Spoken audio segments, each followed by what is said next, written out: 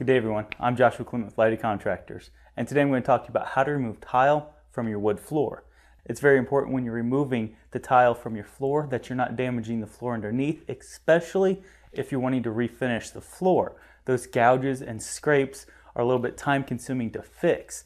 The scrapes not so much as the gouges. So when we're removing this, you don't want to knock these tools into the floor really hard and create a lot of stuff that you have to fix later. In getting started, you want to go ahead and start where these tiles actually join together. We're going to take our tool, place it right into the seam of the tiles, and tap it down till we get underneath the tile just a little bit.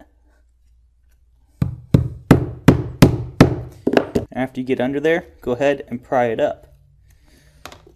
The reason we didn't just bang it in there, try to rip up the tile as fast as possible, is because we're trying to save the wood floor underneath.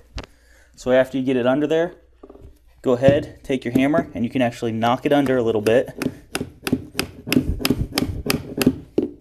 And then you can pry up on it. And work like that all the way through the tile. Trying not to scratch the floor underneath.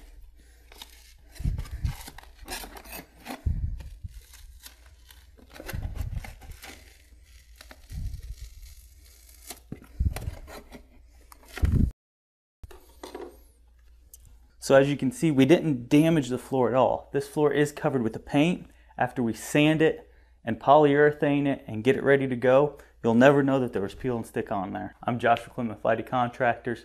Thank you all for watching, and good luck protecting that wood floor.